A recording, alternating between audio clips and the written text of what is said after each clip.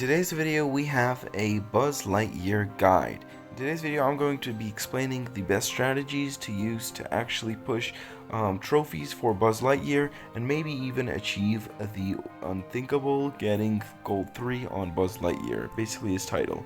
Anyway, yeah, and it'll pretty much just help you this video on navigating on what to exactly play for Buzz Lightyear and just how to navigate around the map.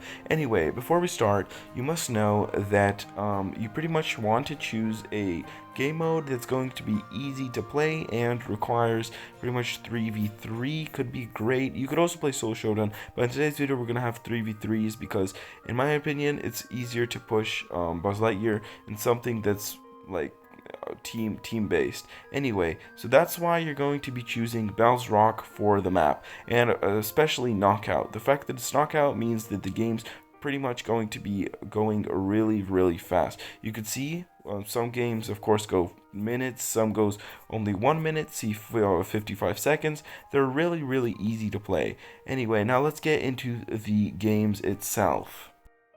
So before we start, you actually need to know a couple of things for Buzz Lightyear. So basically, Buzz Lightyear, his shots are pretty interesting. They kind of pierce through the wall if you need to, if you kind of require it through a different angle. So for example, that would shoot through, but honestly it shouldn't, but it does. Like it's like Piper shots where you kind of, if you maneuver it at the right angle, you kind of just shoot, and that you will use as an advantage because his shots do move pretty fast. Even though they are, you could see I could just pierce, look, their hitboxes are small and it goes through. Even though yes, his technically shot is pretty damn not that wide, but it is really beneficial in some cases, especially the fact that his shot does go very far and fast.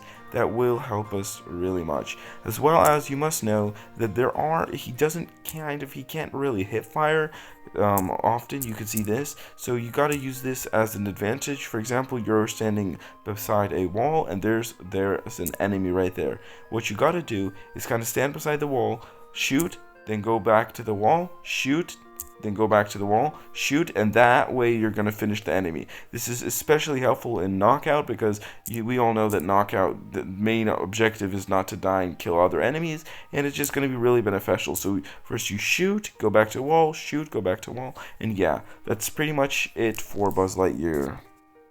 So for the first game, you kind of actually want to basically stand between this gap and between the walls and fire the enemies. You could see we're kind of really pushy. Our team is very pushy. They back down, which is really beneficial for us. That means we use these walls as an advantage.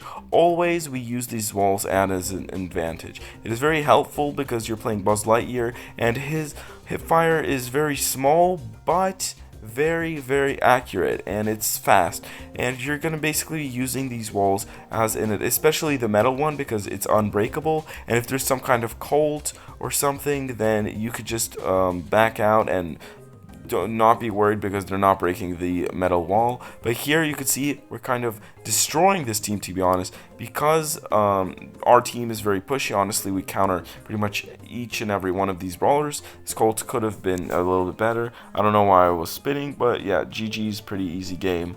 That's not it, but yeah.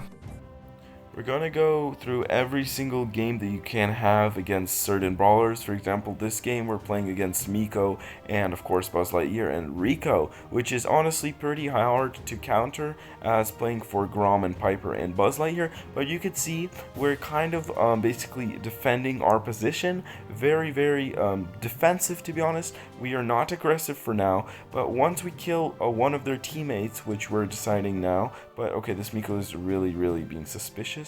And there's another, that Rico, I don't know why he didn't come earlier. He probably could have killed us all, but no, he decided to heal up. Okay, now we killed both of their teammates. We all know that we're not going to do anything dumb, because if we do something stupid, this Miko might have a chance of actually winning, which we do not need. In our case scenario, we try to win, and yeah, that sniper, great snipe.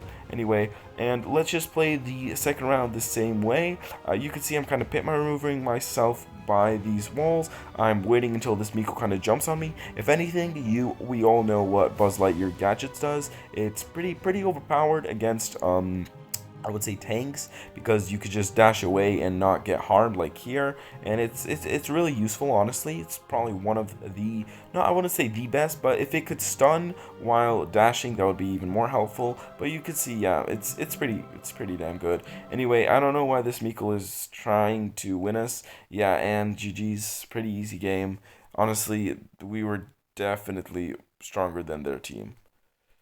So this time we're going against a Mortis. This is kind of different because we all know Mortises are either very good or either very bad. As well, we're playing against a Penny, which is unusual, and of course Tick, which you'll be seeing very often if you're going to be playing Bell's map. Honestly, Bell's Rock, Tick is just a brawler that everyone chooses because you don't need much skill to play for him. It's the same brawler like taking Grom or something. Anyway, this Mortis tried, but I dashed away like I would basically do with any other attempt of assassination, because of course I don't want to die, there's no reason to it. Then I went and helped the Grom kill Tick, and then I decided to get triggered on this Mortis because he was being a little bit too aggressive, and of course he killed me. But then Grom just completely annihilated the competition. Like, just look at this.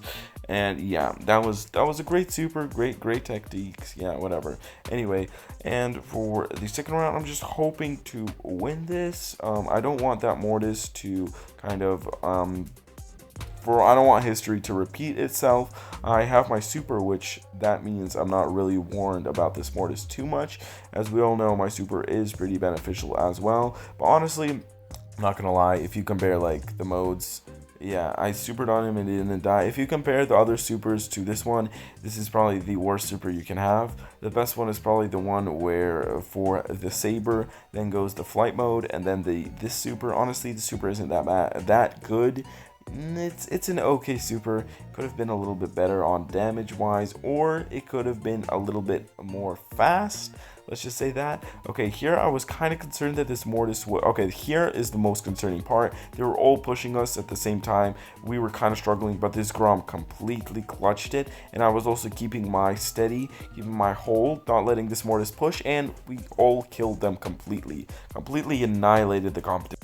So, of course, I have to show a game where we're playing against a Melody and a Bee, because Melodies are very unusual to see, and I'm not gonna lie, once they get their super, and if they even manage to get their hypercharge, which in our case scenario, you'll see what she did, this Melody's completely cooked. She uses her second gadget, not on the shield one, but on the gadget that makes her Melody notes go further away from her, which is pretty much a really overpowered gadget, but we're not going to talk about that. The first round we won.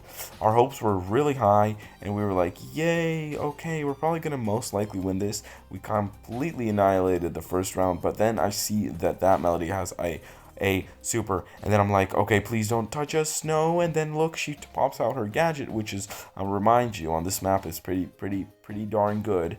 And as you can see, yep, the second round we lost. Okay, our hopes were not lost completely, except for the fact that the Melody does have a hypercharge that I actually was able to spot, and now I'm just waiting until she kind of flies in, and there you go, that Melody flies in and completely demolishes us, completely, and leaving us with a dislike and disbelief of actually continuing playing.